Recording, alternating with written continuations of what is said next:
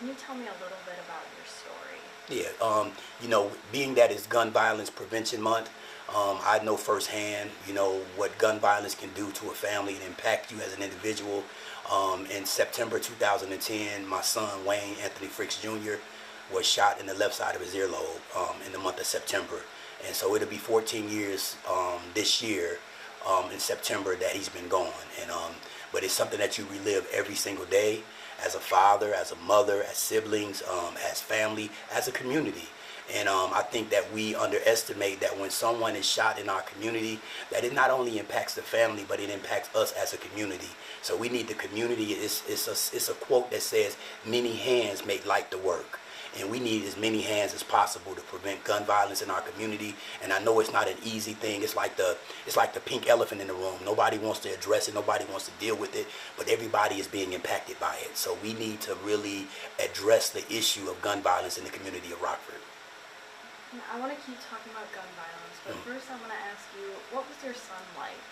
And to meet Lil Wayne is to love Lil Wayne. He was a joker. He was a singer, a dancer. He wrote music. He was just like the life of our family. He was just like that person. If you get around him, very, very charismatic, full of life. I remember one year it was Christmas time, and we bought Lil Wayne 2 pair of Air Force Ones. He ran outside in the middle of winter. It was snowing on the ground, yelling like, "I got Air Force Ones." He was just excited. So he was a young man full of life, and so to lose him was to definitely lose someone of great value. And I'm every single day, though it's been 14 years, I miss my son every single day. And so when I hear about gun violence in the community of Rockford and abroad, yeah, my heart goes out to the family because I have a personal stake in what gun violence can do to a community and to a family. How do you, I guess, heal from something like this? How do you go forward? They say time heals all wounds, and I agree with that to a certain degree, but I think you got to talk about it. I think when you are going through your moments, you need to be able to vent, and you need to be able to talk, and you need to be able to let people know what you're feeling in that moment. And to me, there's no right or wrong way to vent. You just need to get that stuff out of you, because if you don't get it out of you, you become like a ticking time bomb.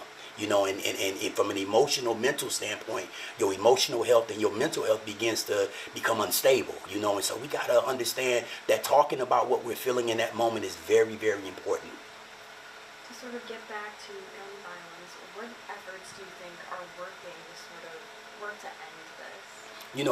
I think the awareness of how gun violence impacts a community and impact the nation that we live in, I think making people aware of how serious it really is and educating people about gun violence. We need to educate people that gun violence is a real issue, not only in Rockford, but abroad. And we need to educate as many people as possible so that they'll know the reality, the statistics, and how easy it is for young people to get guns. One young man told me, he was 15 years old. He said it's easier for him to get a gun than to get a book. And when someone says that to you, that makes you think like, wow, we have an issue here. And so we got to address that. We got a problem in our community when a 15-year-old and a 16-year-old can get a gun quicker than they can get a book. What do you think are the barriers that are sort of being put up against solving this problem? I think by not talking about it, we're not talking about it. We're ignoring the problem. We think because it doesn't affect us, if you live in an environment where gun violence is very minimal. But if you live in Rockford, Rockford is not a big. It got a big town feeling, but it's a small community.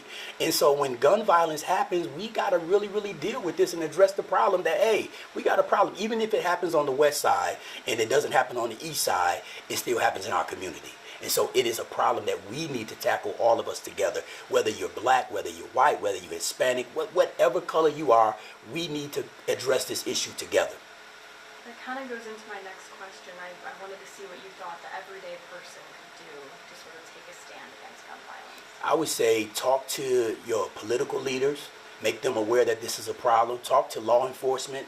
Make sure that they know it's a problem. Talk to your neighbor and make sure that they know that it's a problem. Don't just ignore it or just think that it's just going to magically disappear, because it's not going to magically disappear. It's not. You have people who are responsible owners of guns, but then you have people who are getting guns who are not responsible and who are not stable, you know, from a mental and emotional standpoint. And then what we deal with the Community Healing Resource Center, we deal with trauma, because most of the time, even the person that is the perpetrator of gun violence, they have traumatic experiences in their lives that they're not dealing with. And then, of course, now we have a victim of gun violence, so both of them are traumatized. You know, if that person kills that person, now the family is traumatized. So we got a we got a problem that we really got to address.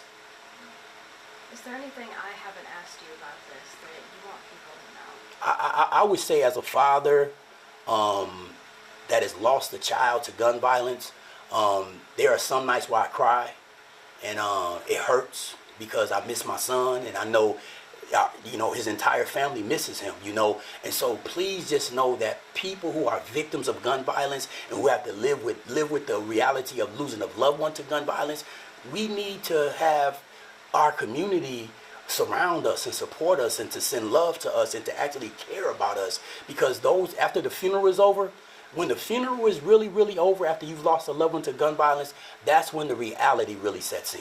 And it's the reality. We need people in our community to surround us and to really support us. And if it's counseling, if it's just the gift of presence, just be there.